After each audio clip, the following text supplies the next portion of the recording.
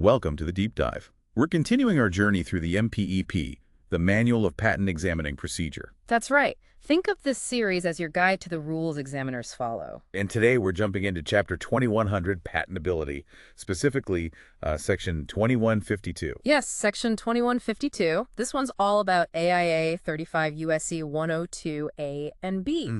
Really core stuff for novelty under the America Invents Act. Okay, so novelty under the AIA. This section is pretty crucial then for understanding what can prevent a patent grant. Absolutely crucial. It defines what counts as prior art things that came before, and importantly, the exceptions to those rules. It's ground zero for the first inventor to file system's take on novelty. Right, the shift to first inventor to file. That changes things significantly. So our mission today, what do we try to get across about these sections? Fundamentally, we need to break down how prior art is defined under 102A, what kind of public information can block your patent. Okay. And just as critical, we need to understand the exceptions in 102B, particularly that one-year grace period. It can be a real lifesaver for inventors. Got it. Define the threat. Define the shield. Let's start with the threat. AIA 35 U.S.C. 102A. How does it actually define prior art? What counts against you? So the core idea in 102A is this. You can't get a patent if the claimed invention was already out there publicly before your effective filing date. Okay, out there meaning? Meaning patented, described in a printed publication, in public use, on sale, or this catch-all phrase, otherwise available to the public. It sounds pretty broad. Otherwise available. It is, and the key reference point for all of this is the effective filing date of your claimed invention. That date keeps coming up. Why is the effective filing date so central under the AIA compared to maybe the old system? Because the AIA really shifted the focus away from the date someone invented something. Now, the critical date is when the application was effectively filed. That's the line in the sand. I see. So any public knowledge before that date is potentially prior art. Exactly. It simplifies the timeline in a way, but makes that filing date incredibly important. What about other people's patents or applications? Say a U.S. patent or a published application by someone else? Yep. Under 102A2, those can also be prior art against you if they were effectively filed before your effective filing date. Even if they weren't published until after you filed? Correct. It's the effective filing date of that earlier patent or application that matters, not its publication or grant date. It reflects that first inventor to file principle. And we're not just talking about things happening in the U.S., are we? The MPP emphasizes a global reach here. That's a huge point. Under the AIA, public use, being on sale, or being otherwise available to the public anywhere in the world before your effective filing date can constitute prior art.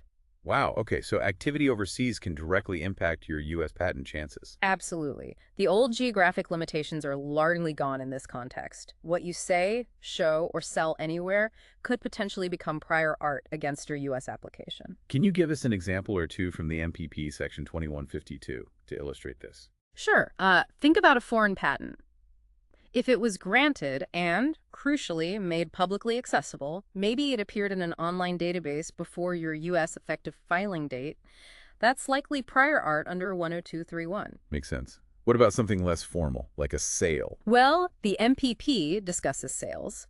A sale itself isn't automatically prior art. The key question is whether that sale made the invention available to the public.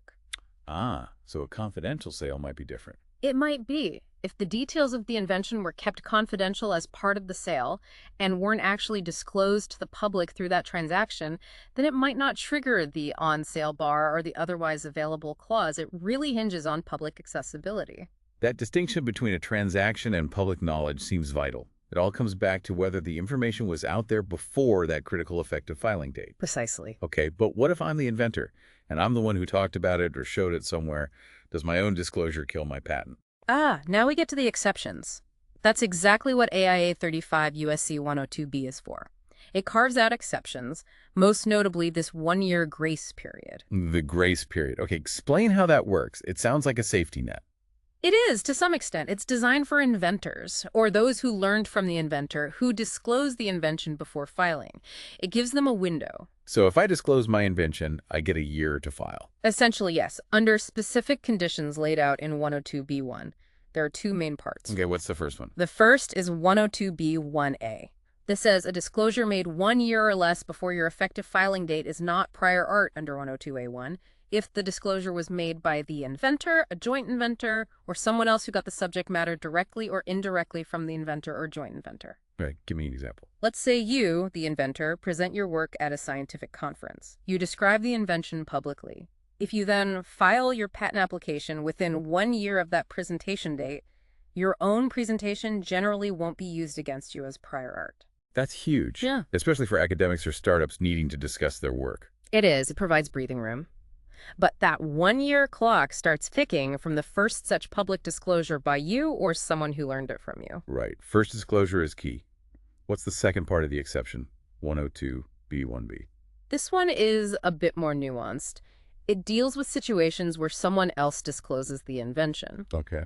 102(b)(1)(b) says that even if a third party disclosed the invention within that 1-year window before you filed, that disclosure is still not prior art if the subject matter they disclosed had already been publicly disclosed by you, the inventor, joint inventor, or someone who got it from you, before the third party made their disclosure. Oh, okay. Unpack that slightly. So if I disclose first, and then someone else discloses the same thing later, but still within my year, their disclosure might not count against me. Correct. Your earlier public disclosure essentially shields you from that later third-party disclosure being used as prior art, provided you file your application within 1 year of your initial public disclosure. So it kind of neutralizes the later disclosure if you beat them to the punch with your own public reveal. Exactly. It rewards the inventor for being the first to publicly disclose, in a sense, and protects them from being scooped by a subsequent disclosure within that grace period timeframe.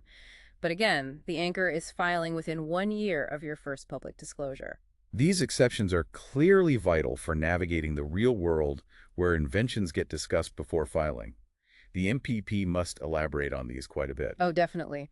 Section 2152 provides detailed scenarios. It really emphasizes that the timing, the source of the disclosure inventor versus third party, and whether it falls inside or outside that 1-year window are all critical factors. And that worldwide scope applies to these disclosures too, right? Whether it's your disclosure or someone else's. Yes. A public disclosure anywhere in the world could start that 1-year clock for the grace period, or could potentially be prior art if it's outside the grace period, or from an independent source. Inventors need a global awareness now. Okay, let's try and crystallize the main takeaways here. First, the AIA's first inventor-to-file system makes that effective filing date paramount. Absolutely. That date is everything for determining what's prior art. Second, the definition of prior art under 102A is broad, covering various public disclosures and activities, importantly on a worldwide basis. Correct. Public use or sale anywhere can potentially count. And third, there's this crucial 1-year grace period under 102B. But it has specific rules about who made the disclosure and when, protecting inventor disclosures and sometimes shielding against later third-party ones. Precisely. It offers flexibility, but you have to meet the conditions. Understanding 102B, 1A, and B is key for inventors who disclose before filing. Prompt filing remains the safest strategy, though. This has been incredibly insightful, really helps clarify 102A and B. For listeners wanting to go even deeper, you mentioned section 2152, but the whole chapter. Yes, for the full picture, exploring all of MPEP Chapter 2100 is recommended. Section 2152 is the heart of today's topic, but the surrounding context in the chapter adds more layers to understanding patentability. And we'll be back, of course, to explore other vital parts of the MPEP in future deep dives. Looking forward to it. There's plenty more ground to cover. Now, we absolutely must acknowledge the creative direction of Mike Shepard. This deep dive, and really the whole series, owes a great deal to his vision and coordination in making this complex material accessible. Agreed. And also, our standard but important disclaimer. This summary was generated using AI tools like ChatGPT and NotebookLM. While we aim for accuracy, it's for educational and informational purposes only. It might have errors or omissions. That's right. It's not legal advice or a substitute for proper training. For any authoritative guidance, please consult the official MPEP itself, talk to a qualified instructor, or engage a registered patent practitioner. Please do. So, as a final thought to leave you with, consider how this framework, the first inventor-to-file system, the global reach of prior art, and these specific grace period rules really pushes inventors and companies towards early strategic decisions about when and how to disclose inventions and when to file those patent applications. It's a different strategic landscape than before. Until next time, keep diving deep.